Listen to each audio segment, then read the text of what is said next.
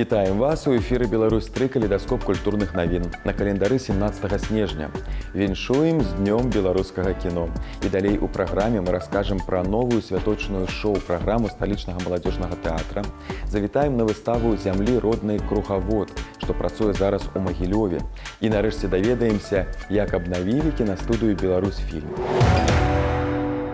Сёння ў дзень беларускага кіно гледачоў канала «Беларусь-3» чакае адразу некалькі прэм'ер. Мастацкі фільм Аляксандра Анісімава «Сляды на вадзе» раскажа пра барацьбу беларускай міліцыі з бандытызмам у пасляваенныя гады.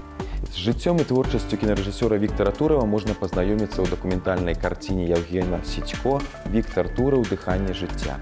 Працягне тэматычны эфір стужка «Чорны крумкач», якая закранае тэму ваеннапалонных Другой сусветнай вайны, адну з асноўных тэм рэжысёра Анатоля Алая. Больш падрабязна пра самога Анатоля Алая гледачы даведаюцца з праграмы «Камертон».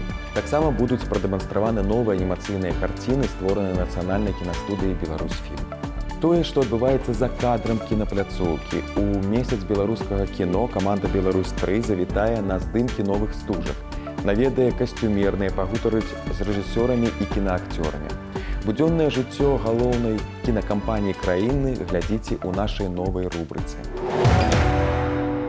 Памятаеце цвыркуна з кінафільма «Прыгоды Бураціна»? А ларнет «Чарапахі Тарцілы»? Гэта і шмат іншага захоўваюць пакой для рэквізіту. Тое, што многія людзі бязлітасна выкідваюць, супрацоўнікі беражліва захоўваюць, чыняць і даюць другое жыццё. Састарэлы і нікому не патрэбны ў цяперашнім жыцці рэчы становяцца тут сапраўднымі зоркамі кінаэкрана і памочнікамі акцёраў на здымачнай пляцоўцы. У нас здесь 22 тысячи наименований. Предметы здесь разные, с разных кинокартин. Есть вещи, которые, конечно, мы реставрируем.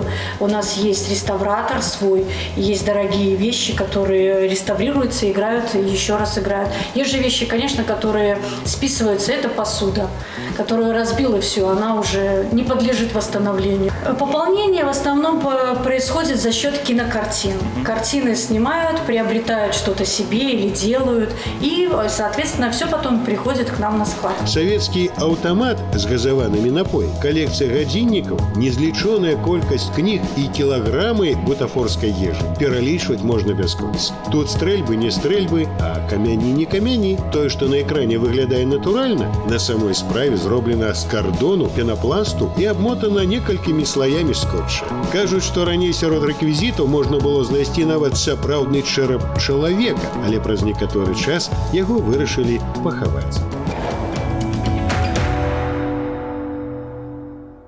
Лірычная камедыя з меладраматычным адценнем. Спектакль на тым жа месцы ў наступным годзе. Чакае заўтра сваіх гледачоў на сцэне тэатра студыі кінаакцёра. Амаральная гісторыя ў 6 карцінах, як значыцца ў аўтарскай анатацыі, напісаная ў 1975 годзе, актуальная на ўсе часы. Таму што гэта адна з самых чыстых і светлых гісторый пра каханне, якая калі-небудзь была расказана на сцэне. Гумар Бернарда Слейда, жарты і рэпрызы, якія бесперапынна гучаць са сцэны, выклікаюць у глядзельнай зале апладысменты і смех, але ў фінале вочы гледачоў блішчаць ад слёз. Унікальнасць гэтай гісторыі ў спалучэнні лёгкай анекдатычнасці і незвычайнай глыбіні. Маладзёжны тэатр эстрады, пачынаючы з сённяшняга дня, дорыць сваім гледачам святочную шоу-праграму «Ноч перад калядамі». Усіх жадаючых чакаюць вясёлыя калядоўшчыкі і запальныя танцы, і любімыя песні, каза, калядная зорка, цукеркі, бараначкі і вячоркі на лаўцы. Таксама ў праграме будуць калядаваць і зоркі беларускай эстрады: Інна Афанасьева, Вікторыя Алешка, Вольга Вронская, ансамбль «Верасы», балет тэатра і іншыя. Заўтра на сцэне Нацыянальнага акадэмічнага драматычнага тэатра імя Максіма Горкага гітарыст Йоттам Сільверстайн. У Мінску Йоттам выступіць сумесна з візітнай карткай беларускага джаза групай Apple Tea. Гэты джаз-бэнд не мае патрэбы ў паданнях, яны удзельнікі шматлікіх міжнародных фестываляў і па праве называюцца джазавай візітоўкай нашай краіны. Канцэрт адбудзецца пры падтрымцы пасольства Ізраіля ў Рэспубліцы Беларусь у рамках праекта «Джазавы мост». Што адбываецца ў гэтыя дні за межамі нашай краіны, даведаемся зараз. У ізраільскім горадзе Лодзе поглядам грамадскасці даступна унікальная мазаіка ўзростам 1700 гадоў. Археолагі выявілі яе падчас будаўніцтва павільёна для іншай мазаікі, знойдзенай непадалёк 2 дзесяцігоддзі таму. На мазаіцы намаляваны сцэны палявання жывёл, геаметрычныя ўзоры, кветкі. Таксама цікава тое, што на ёй ёсць плітачкі, пакрытыя золатам і шклом. Гэта вельмі незвычайна, такое вельмі цяжка знайсці ў іншых месцах. Мазаічная падлога мае памер 11 на 13 метров. На ёй намаляваныя сцэны палявання на афрыканскіх жывёл, разнастайныя геаметрычныя ўзоры і кветкі. Спецыялісты лічаць, што яе выкладвалі майстры з паўночнай Афрыкі. На ёй намаляваны паўночна-афрыканскія жывёлы. Акрамя таго, стыль пераклікаецца са стылем карфагенян. Таму мы мяркуем, што ўладальнік вілы быў вельмі заможным і прывёз рамеснікаў з-за мяжы, каб для яго выклалі ўласную унікальную мазаіку. Дарэчы, горад Лод заваявалі і разбурылі рымляне ў 115-117 годах. Пазней, па словах археолагаў, на яго месцы вырас багаты шматнацыянальны горад з квітнеючым гандлем. А жыхары заможнага раёна былі ў часы рымскага панавання яго культурнай і палітычнай элітай.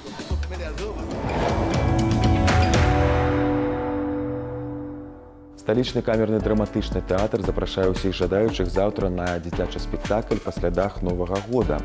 У Дзеда Мароза з дапамогай яго недобразычліўца Сняжышча Кікімара скрала мяшок з навагоднімі падарункамі. Свята можа і не адбыцца. Тады знаходлівая Снягурка са сваім сябрам-снегавіком адпраўляецца ў глухі лес, каб адшукаць злодзея і вярнуць запаветны мяшок. Для гэтага ім прыйдзецца пераадолець шэраг складанасцяў і праявіць свае лепшыя якасці, кемлівасць і адвагу. Выстава зямлі роднай «Кругавод» запрашае ўсіх жадаючых у Магілёўскі музей этнаграфіі. У аснову экспазіцыі пакладзены гадавы рух сонца і асноўныя абрадавыя святы беларусаў, якія вельмі цесна перапляліся з паўсядзённым жыццём насельніцтва. Ручнікі, народныя касцюмы, керамічныя вырабы падабраны пад тэрытарыяльнай прыналежнасці і паказваюць асаблівасці розных частак магілёўскага Падняпроўя. А зараз даведаемся, што адбываецца на сусветнай музычнай прасторы. На музычную прастору вярнуўся Мобі з новым сінглам «Як бяздомнае дзіця». Ён не вынаходзіў веласіпед, а зрабіў сучасную версію рэлігійнай песні, якая была вядомая ў часы росквіту рабства ў ЗША. Песня увойдзе ў новую пласцінку музыканта, якая будзе называцца «Усё было выдатна і нішто не прычыняла боль». Выхад яе трэба чакаць у сакавіку 2018 года. Сам Мобі абяцае вярнуцца да сваіх музычных вытокаў, за якія мы яго полюбілі – трып-хопу, соула і госпелу.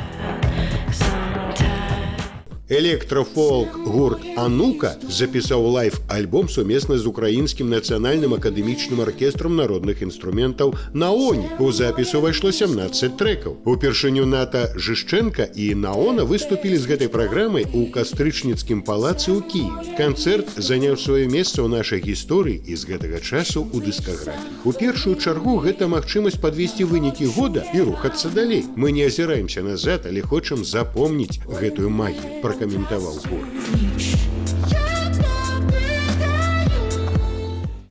Дуэт «Рая» выпусціў песню з густам меланхоліі. Тэйст не прэтэндуе на глыбокую філасофію, а хутчэй нагадвае пра эстэтычны складнік у якаснай поп-музыцы. Свой першы хіт гурт выдаў у 2013 годзе. Пакуль аўдыторыя не ведала канадцам Майкла Мілаша і датчаніна Робіна Ханібала ў твар, многія думалі, што ў складзе артыстаў як мінімум адна дзяўчына. Віной таму незвычайныя галасы і мяккая ахінальная музыка.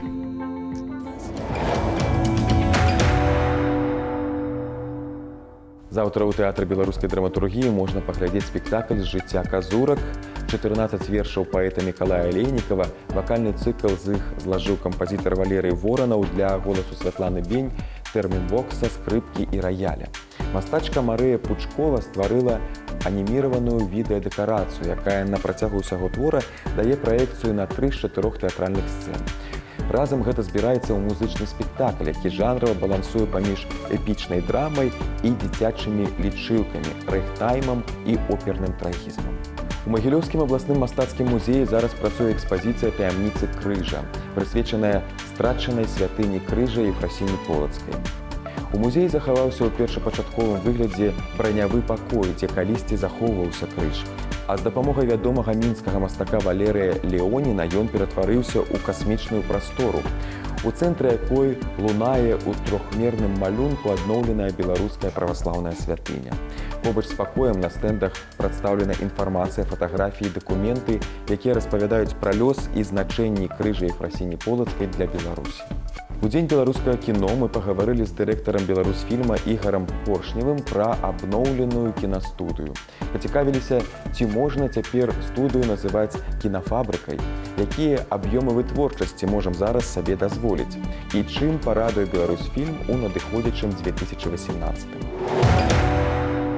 Здравствуйте, Игорь Валентинович. Позвольте в вашем лице поздравить Беларусфильм с Днем белорусского кино. Наверное, главным подарком стало это завершение реконструкции студии. Все эти годы киностудия продолжала работать. Насколько мне известно, за последний только сезон 8 игровых фильмов.